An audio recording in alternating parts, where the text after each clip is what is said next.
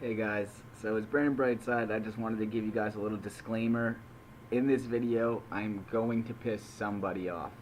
I know it already, and I apologize, but please enjoy, please watch the breakdown fully, and please know that I took a lot of things into consideration, especially the first fight was a big part of my thought process. So, enjoy the breakdown, guys. See you later. What's up, guys? It's Brandon Brightside back at it again. This time it's the UFC 202 main event. It's Conor McGregor versus Nate Diaz, number 2. So this time we're going to do something a little bit different. Rather than me giving you guys the records, the styles, and everything, this fight's already gone down. It was already so recent, and their last fight for both of them was each other. So we're going to do something a little bit different here, where we're really just going to break down the last fight and what I saw happening in the last fight. So a lot of people like to say that Conor dominated the first round, especially the boxing in the first round in that fight, and that may be so. That may be so. I personally don't see it, but I could be seeing what I want to see from this fight to make it more interesting to myself. But really what I see when I watch this fight, because I've watched this fight a million times, I have it, I have it on my computer. I have an actual DVD of it, you know what I mean? And I've just watched it. I've watched it a million times. So what I really see going down in this fight, there was a couple exchanges there that, yeah, were good for Conor. There was also a couple exchanges there that were good for Nate. And there was a couple exchanges that they both kind of got off, and then there was a couple exchanges where really nothing happened at all. And that's what I saw in the first round of that fight.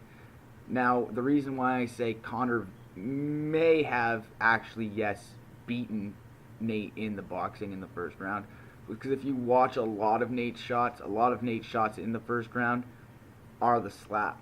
He's looking for the slap, and it's not necessarily looking for it.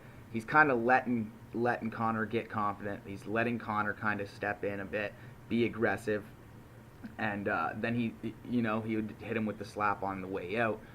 And see, I think going into the second round, advancing, it was like 43% advancing to like 8%. You know what I mean? For McGregor. So McGregor was pushing forward. McGregor was still trying to be the bully in that fight. And so in the first round, I saw the exchange kind of dead even. If I had to give it to somebody, I would give it to Conor. In a decision standpoint, like who won that round, I would give that round to Conor, but not because he dominated the boxing. At least not in my eyes. I mean, it may have actually happened. I may be seeing something totally different. But in my eyes, I kind of saw Nate giving him the boxing, giving him the confidence. There was an exchange there in the first round where Conor threw an uppercut, stepped in because he landed the uppercut. He went to throw another one after he got tagged. He didn't even realize he got tagged. Okay, he was just so confident that I just landed a huge uppercut. He got hit hard back, and this is in the first round. This is why I say there's exchanges where they were both kind of even, because Conor hit him with this uppercut. Nate hit him with a straight before Conor stepped in, and Conor pushed in. The last time we saw that, Conor McGregor knocked out Jose Aldo. We saw Stipe knock out Verdum. Okay, that's what we see happen. When you come in so aggressively after you've been tagged, whether you don't realize you've been tagged, whether you do realize you've been tagged and you want to get him back, when you come back so aggressively after being tagged, usually you get sloppy. That's just what happens. Okay? And what I saw happen after Conor got tagged, Conor pushed forward again. This is still in the first round, keep in mind. Conor pushed forward again and threw another uppercut. And I think it might have grazed. It might have actually landed. But Nate pushed off, hit him with a slap. Okay? Conor started looking for that uppercut and the straight over and over and over again. There was practically no hooks thrown from Conor after that. Okay? And if you don't believe me, rewatch the fight and listen to the corner. John Kavanagh picked up on that uppercut and picked up on that left, and John Kavanagh kind of helped Nate Diaz in this fight because John Kavanagh said to Conor, show him the left and throw that uppercut. Okay, show him the left, throw that uppercut. Meaning, John saw the same thing that Conor saw. That was why Conor was searching for the uppercut. But John didn't point out to Conor, hey, you're winging that uppercut. Hey, you're looking for that uppercut too much. Hey, you're becoming very predictable. Hey, you got tagged with that left hand. None of that came out of John Kavanagh's mouth. None of it. It was, show him the left, give him the uppercut. He saw one good thing that Conor did, and he went with it. Okay? Nate was doing great things too. John Kavanagh underestimated Nate Diaz as well. John Kavanagh contributed to Conor McGregor's loss. And I think if you were to ask John Kavanagh, he would probably take full responsibility for that and maybe agree with me. He probably would. That's not ripping on John Kavanagh. I think John Kavanagh's a really good coach. But what I'm saying is, he underestimated Nate and it blinded him. These things blinded them. The blinders are off now.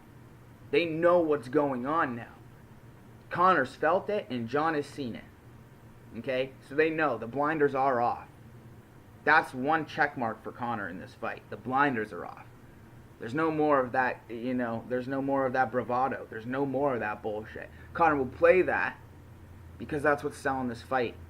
Is Conor's not turned into a giant pussy and been like, well, I don't want to fight him. That's what's selling this fight. Is Conor, I made a mistake, I'm going to get him next time. Don't worry, I'll watch this. That's what's selling this fight. There's still the fake bravado, but the believing it, the belief has diminished. Now he needs to prove it to himself. That's why he's obsessed, because the belief has diminished. He had such a high belief in himself as a bully. When the confidence is lowered, he needs to prove to himself that he's the better man. He needs it. That's where this obsession with Nate Diaz comes from. Those are his words. The obsession. That's where it comes from. Okay? So the blinders are off. I believe that. I believe they know what they're dealing with this time. Okay? Now, that takes us into the second round, because I told you what I saw happening in the first, and I told you what I heard from John Kavanagh and how I feel about it. Okay? Now, going into the second round, Conor was throwing the spinning kicks. Conor was winging wicked shots to the body too, because he knows that Nate's cardio is a weapon for Nate. Okay? And it's so funny because I heard somebody say that Nate and Nick have no defense. They're all offense. Their offense is their defense. They're volume punchers. They're volume punchers? Yes, that's correct. But their offense is their defense is totally false. A lot of times their defense is their offense. Okay? The great cardio is what really, really, really gets them going. And going, and going, and going, and pushing, and pushing, and pushing when nobody else can do it. And they break guys. They break guys on the feet until they don't want to stand there anymore, and then they put them down and they choke them. Nate more than Nick. Nick likes to actually box you up. So, that's what they like to do. The fact that they don't have any defense, I'm sorry, but if you think that they don't have any defense, you don't know the sport of boxing. You do not know the sport of boxing if you tell me that Nate and Nick Diaz don't have defense and their offense is their defense, because they both use shoulder rolls expertly. Okay? They have crazy shoulder rolls. They can block and stand in front of you and take practically no damage. The damage of the eye, yeah, they have taken shots. They've been cut by gloves, and being cut over and over and over again, the scar tissue is there. Okay, and the scar tissue is notorious for bleeding and bleeding and bleeding. So yeah, they take a shot there. They can take one shot there. One little pussy shot there can cut them open. That doesn't mean they don't have defense. Doesn't mean they don't have defense. That little pussy shot that cut them open would have been a haymaker had they not have shoulder rolled. Had they not have blocked and protected themselves. Okay? They have some of the best defense in boxing in this fucking game. So if anybody says that Nick and Nate Diaz don't have defense, you don't know the sport of boxing, and you definitely don't know the sport of MMA. For sure. Sorry. That's how it is. You need to really, really think about the things that you're saying. Okay? Rather than going and saying, this is what I'm going to say because I don't like this fighter or this or that. The next thing, think about what you're saying. Please. Please. Because there's some educated people that get really mad when people are disrespectful about it. It mind boggles me. It mind boggles me. Okay? So Conor knows that Nate's cardio is a weapon. A defensive weapon. Okay? Yeah, they are volume punchers. So when they do start to let off the offense, yeah, they have no defense. Because they're working on their actual offense. That's how they fight. That's how they box. It's either strict defense or strict offense. Defensively, they're looking for counters. Okay? They're looking for counters. They're backing and moving, not backing straight up. They're actually moving side to side. They're shoulder rolling. They keep the head off the line. That's how they defend. But when they defend, that's what they're doing. When they feel like it's time to go on the attack, that's when it's time to go on the attack. So let's get into the second round. When Conor was winging those uppercuts. Watch when Conor gets really rocked. Nate throws a jab and a stiff jab.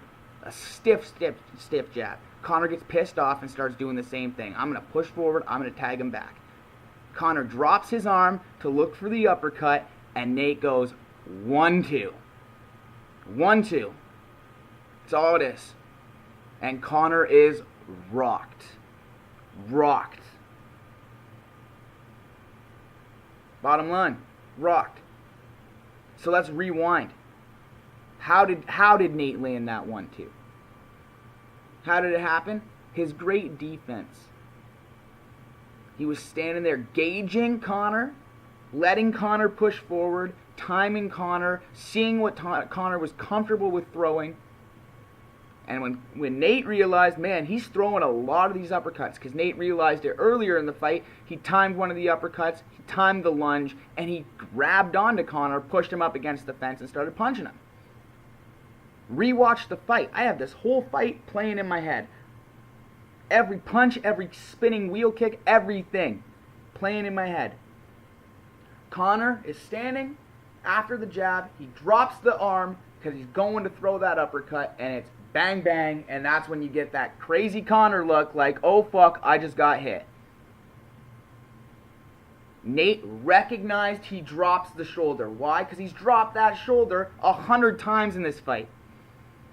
100 times. If you don't realize it, you're not a good boxer. Nate realized it. Nate tested it. Nate said, can I time that? He wasn't going to throw a punch and leave himself wide open for that big uppercut. So how did he time it the first time? He clinched. He grabbed him.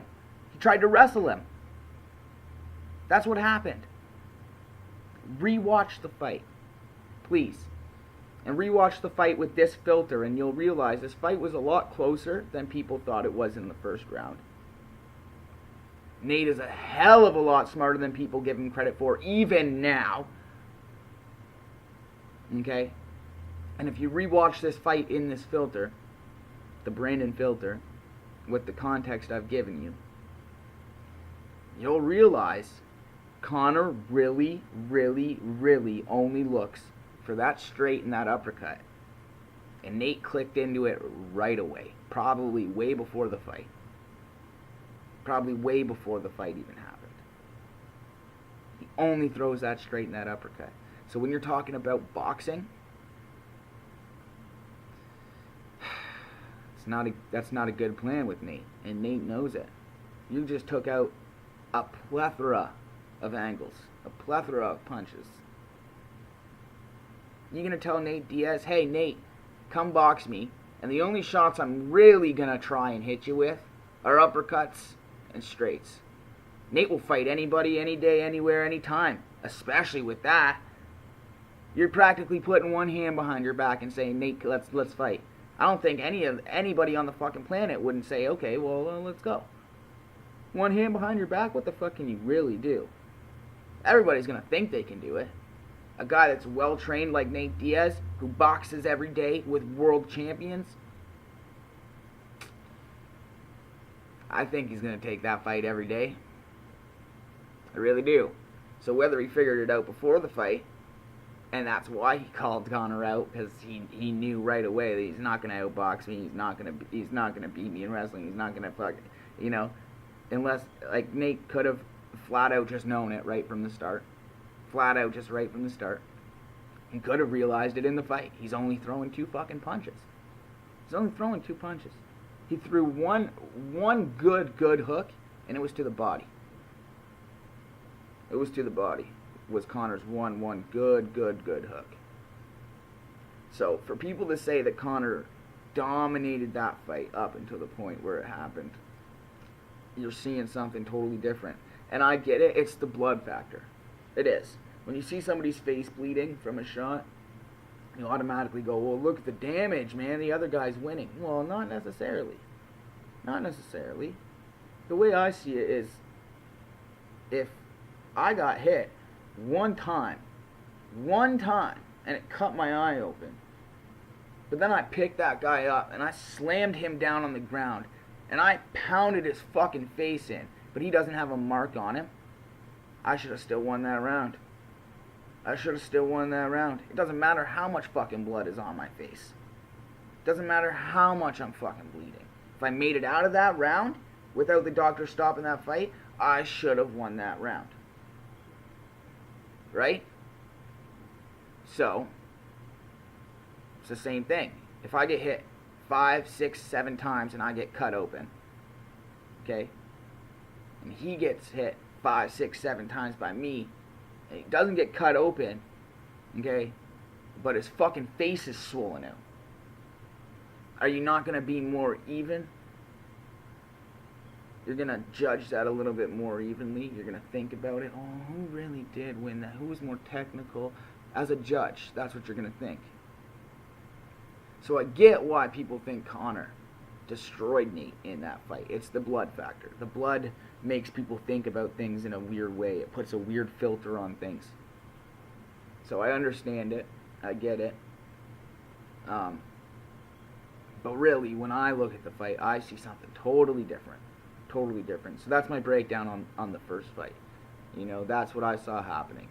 I saw Conor getting overconfident with the uppercut and with the straights when he shouldn't have been getting confident at all, because he wasn't realizing what Nate was setting him up for. I see Nate setting stuff up right from the first time he actually did get hit. From the first time he took a shot, I saw Nate going, okay, motherfucker. Okay, I got a plan for you. That's what I saw. But again, I might be seeing what I want to see to make this fight more interesting.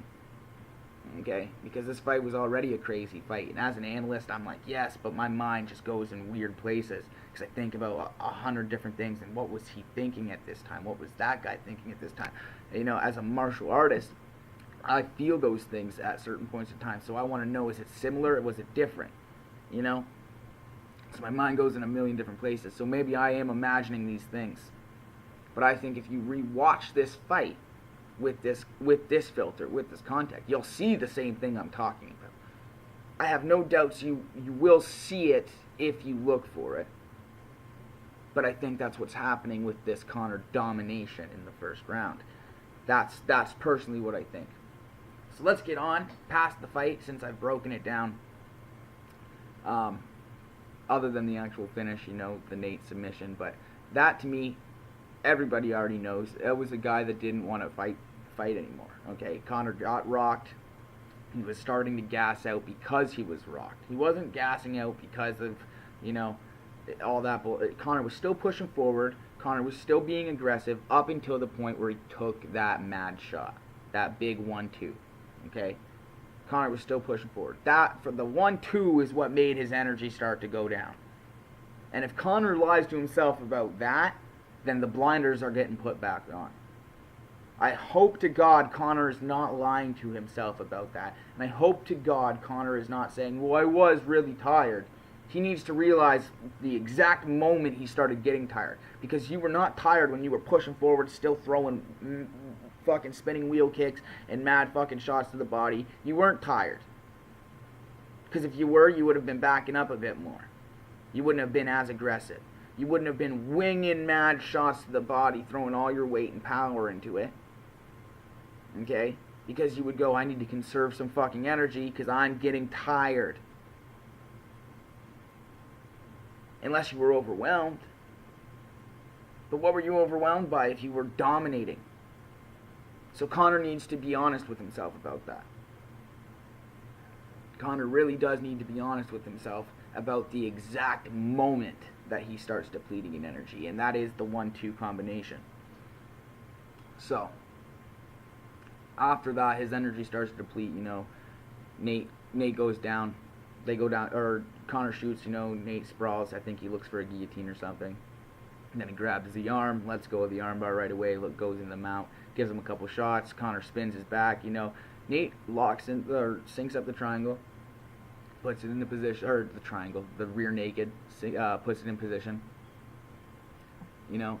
And then he only throws one shot. He only throws one shot at Conor before Conor shies away and kind of lifts his head up. Like, fuck it, just give me the choke. Just take it. It's because he didn't want to be there anymore. He was tired. You know, Nate had him in a very bad position and he couldn't do it anymore. He just couldn't do it anymore. And that's okay. It's okay. It's a fight. It's admirable. But he needs to admit that to himself. He doesn't need to admit it to me. He doesn't need to admit it to you. He doesn't need to admit it to anybody other than himself. Okay? As long as he admits it to himself, his training will go a lot better.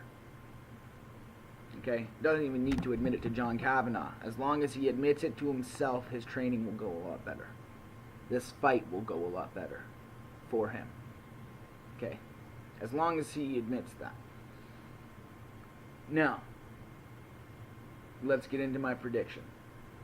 Because I've given you 20 minutes of a breakdown of a fight that has already happened and only lasted 7 minutes. My prediction is this fight is going to be a lot of the same thing. And I know I'm going to get a lot of Conor fans who fucking hate on me for saying this. Okay? But let me tell you something. I respect Conor.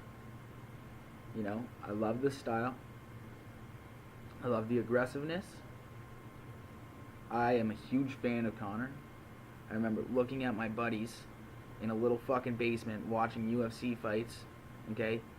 And then still going on YouTube and fucking looking up for independent fights and little cage shows after the fights were over. And I remember looking at Conor McGregor versus the fight after Joseph Duffy.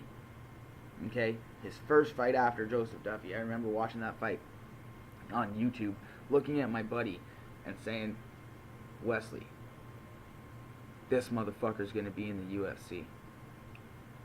Mark my words. Mark my words, this motherfucker's gonna be in the UFC. Here he is. Here he is. Okay? So go back in Conor's record and see when that fight was. See when that fight was and see how many fights he's had since. See how long it took him to get to Marcus Brimage, I think was his first fight. Might have been Brandao, but I think Brimage was first. See how long it took him? You know what I mean? How many years it took? I called it all the way back then. And Wes could verify that shit. I called it all the way back then. Okay? So I'm a huge fan of Conor McGregor. And I'm not ripping on him, and I'm not saying that he sucks. I'm not saying any of that bullshit. Okay? What I'm saying is I think this fight will be very similar to the fight that already happened. I really do. I think it will go to the third round. I do think it will go to the third round. But I do think Nate will still get a third round submission. And I think it will be a lot of the same thing.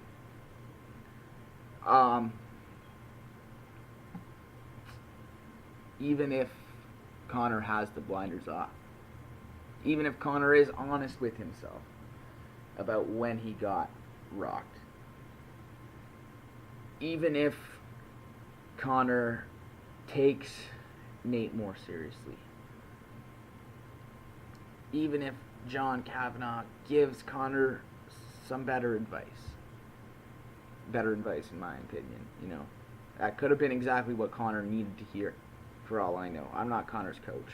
That could have been exactly what Conor needed to hear. But even if all these things line up for Conor, I still think he's in for a tough night. And I think if I had to give odds on what was happening, I think if these guys fought for 2 years straight, these guys only fought each other 10 fights. So every couple of months, okay? If they fought each other every couple of months for 2 years, 10 fights, I think Nate would win 7 of those 10 fights at least. At least 7 of those 10 fights is how I truly feel. Now, does that mean this fight will be one of those, one of those fights that Nick would win? Who knows? I don't know. My prediction is that Nate will pull this off again. Conor could beat him. Okay? Conor really could beat him. People are forgetting Nate has been KO'd. He was KO'd by a head kick.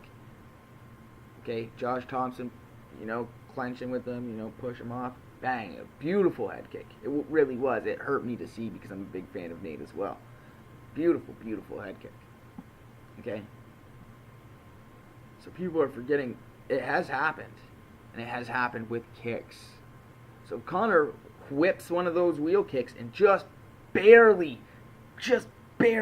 with enough velocity, smacks that across Nate's chin. Nate could go to sleep. Nate could go to sleep. For fucking sure he could. We've seen it happen. Okay? So I'm not discounting Conor in this fight. And to be completely honest, my best case scenario would be Conor McGregor winning a unanimous decision, 3-2 rounds with Nate in this fight. That would be my perfect scenario. I would love to see that happen. That would be a third fight. That's when we're getting 3 fights, okay? And I would love it. I would love a third fight. But at this point in time, with my prediction, I do not think we will get the third fight. And I apologize to Conor fans for that. I apologize to myself for that, because I'm a Conor fan. But I'm also a Nate fan, which means I don't underestimate them. I look at them both pretty unbiasedly. Even in fights where I'm not a fan of somebody, okay, and I am a fan of somebody else, I try to look at it so unbiased. I don't try to put people down. I'm not like that. I'm not like that. I try to be as unbiased as possible so people will take my opinion as seriously as possible. Because if I started this video off talking mad shit about Conor, just fuck that guy, fuck this, and blah, blah, blah, blah, you guys aren't going to care. This guy, well, obviously he's rooting for Nate. And that might be obvious from the start of the video. It could be. But that's just how I feel. Okay? And I tried not to be biased. I really didn't. That's just how I saw this fight. I saw this fight very even. Very even. So, yeah. That's my prediction. I know a lot of analysts agree with me. I know Schaub agrees with me. I don't know about Robin. I mean, I watched the breakdown, but it's always kind of really hard to figure out what he really is saying until he kind of just drops it on you, because he breaks down the fighters so well. You get so into that, right? You're like, oh yeah, that's so good. It's like it's like watching porn to me. I don't know, it's something different. But yeah, so I know Varas Sahabi, he agrees. A lot of actual fighters agree. You know, so analysts, commentators, a lot of people agree with me. I don't know. So that's my prediction. Nate Diaz, third round sub. Yeah. Hey guys, so I just wanted to thank you all for watching the video all the way to this point, to the end. I want to thank all the subscribers. You know, I think there's like 3 or 4 now. But they message, they comment, they leave great comments. I really want to thank you guys all. Be on the lookout for my next video. There won't be any breakdowns until after the Connor and Diaz fight, because well, I don't want to start breaking down Maya and Condit while it's so far away. So we'll get into the breakdowns after those fights. Enjoy those fights. I'm gonna watch them. It's gonna be great. I think I'm gonna do a live podcast. Let me know if you guys really want to see it. But I'm gonna do a podcast with my cousin. He's really fucking funny. He's not, he doesn't know much about MMA, but he's a big fan. He loves watching, and he's a comedian, man. He's funny as hell. So we're probably gonna drink a couple beers, watch some fights, and podcast it away like a fight companion, the Joe Rogan thing. So if you guys really want to see that, let me know. Even if you don't, probably going to do it anyways, and you guys can check it out if you do. So thanks again, guys, and I'll see you guys in another life. Peace out.